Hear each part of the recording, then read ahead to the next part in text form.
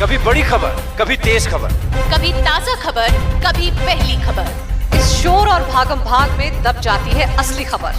पहुंचता नहीं पूरा सच आप तक, लेकिन ये शुरुआत। उठाएगा हर हकीकत से पर्दा, लगेगी सच्चाई और भरोसे पर मुहर। एक बार फिर आपके हक के लिए बुलंद करेगा आवाज। चुनाव से एक महीने पहले शिवराज ने किया मंत्रिमंडल विस्तार। एक महीने ही काम कर पाएंगे नए मंत्री, फिर लग जाएगी आचार संहिता। मंत्रिमंडल विस्तार पर कांग्रेस ने उठा दिए सवाल। चुनाव के ऐलान से करीब एक महीने पहले मध्य प्रदेश में शिवराज मंत्रिमंडल का विस्तार हो गया। वैसे मंत्रिमंडल विस्तार की खबरें तो इस साल की शुरुआत से ही मिल रही थी, लेकिन मंत्रिमंडल में जगह सीमित थी और दावेदार दर्जनों में थे, इसलिए शिवराज सिंह चौहान हिम्मत नहीं जुटा पा रहे थे। पिछले 4 दिन से लगातार चर्चा चल रही थी कि मंत्रिमंडल विस्तार होने वाला है, लेकिन पेच नाम को लेकर फंस रहा था और आखिरकार अब मंत्रिमंडल विस्तार हो ही गया। राजभवन में 3 विधायकों को मंत्री पद की शपथ दिलाई गई। मंत्री बनने वाले इन विधायकों में विंध्य से राजेंद्र शुक्ला, महाकौशल से गौरी शंकर बिसेन और बुंदेलखंड से राहुल लोधी शामिल हैं। इसके साथ ही अब मंत्रिपरिषद में शिवराज सहित मंत्रियों की संख्या बढ़कर 34 हो गई है। इससे पहले शुक्रवार देर शाम शिवराज सिंह चौहान ने राजभवन पहुंचकर राज्यपाल मंगू भाई पटेल से मुलाकात की। दोनों के बीच करीब 10 मिनट तक चर्चा हुई। वैसे शुक्रवार सुबह से ही मंत्रिमंडल विस्तार की चर्चा चल रही थी। पहले खबर आई कि रात 7 बजे नए मंत्रियों को शपथ दिलाई जाएगी। बाद में समय आगे बढ़ाकर 8 बजे किया गया, लेकिन फिर बाद में इसे शनिवार तक टाल दिया गया और आज नए मंत्रियों को शपथ दिला दी गई।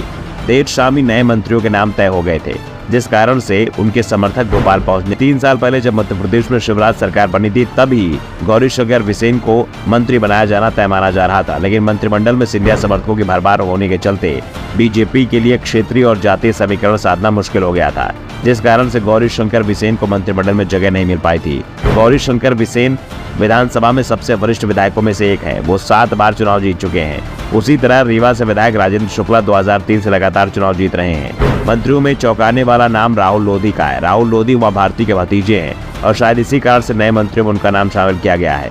राहुल लोधी के सहारे बीजेपी बुंदेलखंड और चंबल अंचल के बड़े लोधी वोट बैंक को साधने की कोशिश में जुटी हुई है।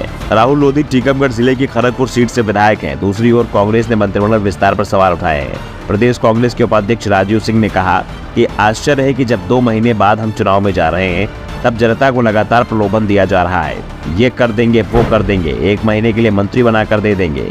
वो क्या करेंगे? उस विभाग को क्या समझ लेंगे? ये मध्य प्रदेश की जनता के साथ ये लोग मजाक कर रहे हैं। राजीव सिंह ने कहा कि अब लोग देख रहे हैं कि प्रदेश में लगातार इसका मजाक बनाया जा रहा है।